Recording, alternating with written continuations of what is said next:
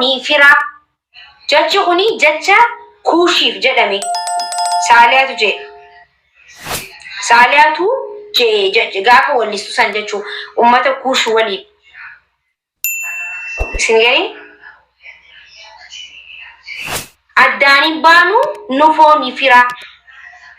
Dhiigaa lafeedhaan wal keessa jirraa jette. Nam tokko qorri seenaan beekne amma akkamitti jechuu dandeessa? Kuush jechuun Oromoodha. Bakka giseen afaan Amaariffaa takka dubbadhe afaan isaanii waan itti dubbadhe isinitti fakkaatina. Ani sabboontuun Oromoo afaan kootee duudarraa maaliin godhan? Jechi Arawadiyaa Anduraa Jooson duraan nama dhukkubsatee fakkaatan sun kan isaaniiti. Afaan keenya immoo andeetna salaamna kan jiru afaan keenya okay akkasitti naaf baraadha. Okay itti aansuudhaan immoo waan keessan ta'e bara ammas gisee hedduu. Oromoon rakkinni keenya waan keenya beekuu qabna. Nuti eessa dhaabbannaa eessa kaanaa eessa teenyaa beekuu qabna gisee hunda. Isin galee miti.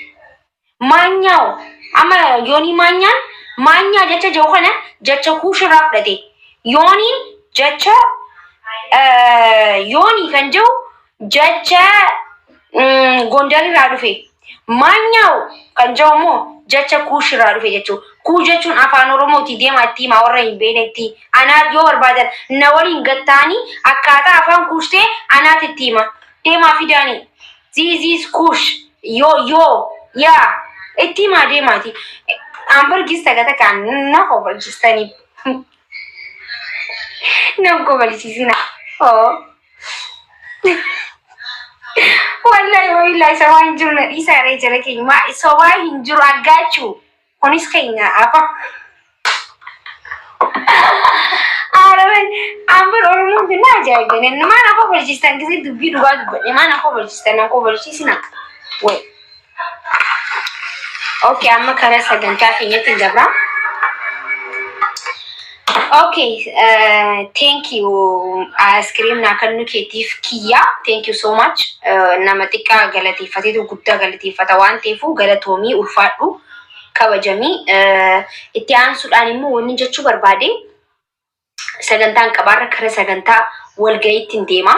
Walga'iin kuni namoonni hedduun irratti argamanii xaash Kaayiroo keessatti argamanii namoonni akka keenyaa Shuguxii jedhamanii nuuf kenname kunis irratti sagantaa san irratti ni argamanii. Itti aansuudhaan immoo warroonni akkan mana huccuu takii mana buutikaa qabu namoonni hin beekne hedduutu jira. Asumaanuu mana uffata kiyyaa beeksisuu barbaada. Uffanni kiyyaa immoo online irratti eegalamee jira. Namoonni uffata aadaa koofluu dhiisaa gama dubbii dhugaatiin haasa'u jira. Namoonni uffata aadaa barbaadan aadaa ta duris ta'e ta ammayyoo itee dhufte tanas wixilibs tajattan sanis yoo barbaadan anytime afaan Ingiliffaatiin na dubbisuu dandeessan. Anytime. My everything guys, my everything family yeroo barbaadanitti na dubbisuu dandeessan. Okay guys. Kuweetiin fiddaa biyya hundaa'u international uffanni aadaa kiyya. Ziiziis Shuguxii. Okay, international uffata aadaa. Okay, biyya hundatti ni erga.